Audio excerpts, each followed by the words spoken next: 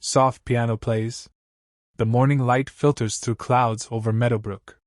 A young boy, pushing an old man's wheelchair up a hill toward a white church, struggles but smiles. The old man looks up at the church spire, tears glistening in his eyes. Narrator V. Dado.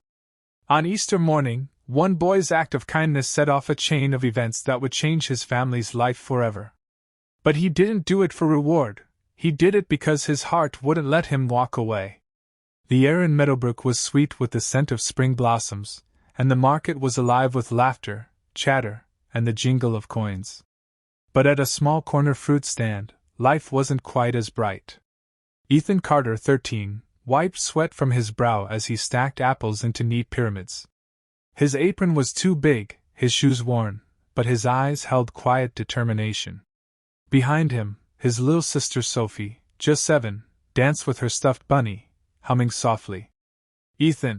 his mother Abigail Carter called, her voice carrying both strength and exhaustion. "Keep an eye on the apples, sweetheart. And don't let Sophie wander off." Ethan nodded. He saw the tiredness behind his mother's practiced smile, the kind that doesn't quite reach the eyes. He knew she stayed up late, counting coins and bills that never seemed to add up. Across the street, vendors called out, showing off bright signs and fancy displays. Their family stand looked small and plain in comparison. But Ethan believed one thing fiercely: they'd make it through somehow. As Sophie twirled, her giggles echoing through the crowd, Ethan's eyes caught sight of something across the square. An elderly man in a wheelchair, his trembling hands struggling to grip the rims as he tried to reach the church on the hill. The ramp was steep, uneven. People passed by, glancing, then moving on. Ethan's chest tightened. "Mom," he said, pointing. "That man, he needs help." Abigail didn't look up from counting change. "Ethan, stay put.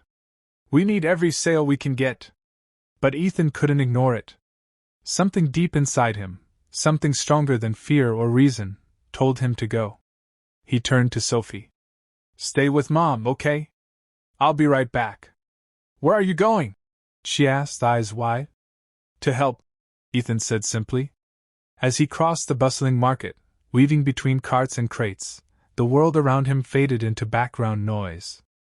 All that mattered was that man, alone, struggling up the ramp. Ethan reached the base of the church ramp.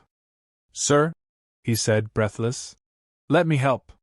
The old man turned, his hair silver, his eyes kind but tired. "Son, I don't want to trouble you. It's just a bit of a hill." Ethan smiled faintly.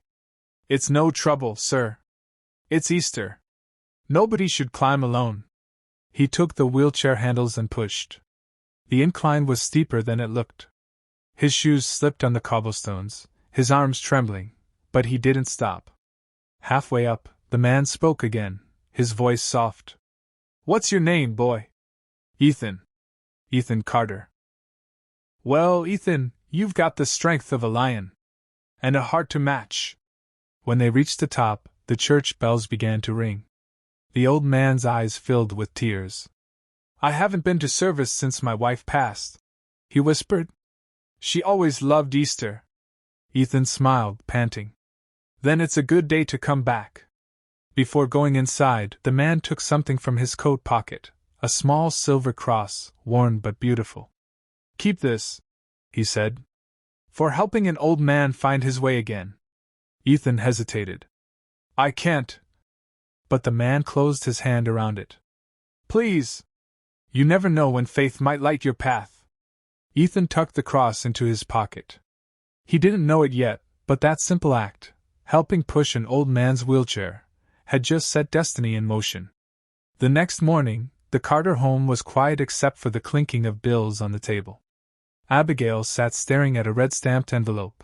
Final notice. Ethan watched from the doorway, heart aching. He wanted to help her so badly. Then, a sound outside. Tires on gravel. A sleek black car pulled up. The door opened, and a tall man in a gray suit stepped out. "Morning," he said warmly. "You must be Ethan." Ethan blinked. Yes, sir?" The man smiled. "I'm James Grayson. My father, Howard Grayson, Told me about you, the boy who helped him get to church yesterday. Ethan's jaw dropped. That was your father? James nodded. He couldn't stop talking about you. He said you reminded him of the son he used to be before life got too complicated. He looked around at the modest fruit stand. Your family works hard, James said softly. My father asked me to bring this. He handed Ethan a white envelope. Inside, cash. Enough to pay off their debts twice over.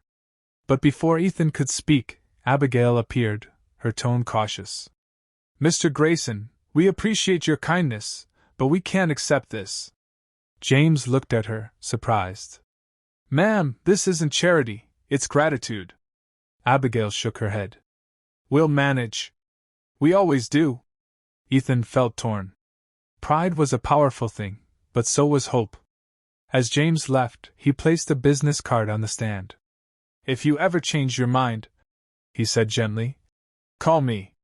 Sometimes strength means knowing when to accept help. That night, as thunder rolled across the horizon, Ethan sat awake staring at the card and the silver cross beside it. Then came the storm. By morning, the market lay in ruins. The carter stand was smashed, the fruits soaked, everything gone. Abigail stood frozen, tears glistening but unfallen. We'll rebuild, she whispered, but her voice broke halfway. Ethan clenched his fists. Maybe it was time. The following morning, a knock echoed through the quiet house. When Ethan opened the door, a small wooden box sat on the step. A note lay on top. For Ethan and his family, thank you for reminding me what Easter truly means. H.G. Inside, wrapped in soft cloth, was a deed, ownership of a new fruit stall space in the main square, fully paid for, along with enough funds to restock and rebuild. Abigail stood frozen, her hand trembling as she lifted the paper. He gave us this? She whispered. Ethan's eyes filled with tears. He said kindness comes full circle. Weeks later, the Carter family fruit market reopened, bigger, brighter, with a new wooden sign hand-painted by Sophie herself.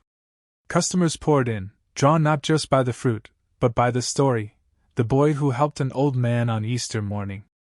Every Sunday after, Ethan visited the church, placing a single apple at the front pew, Howard Grayson's favorite.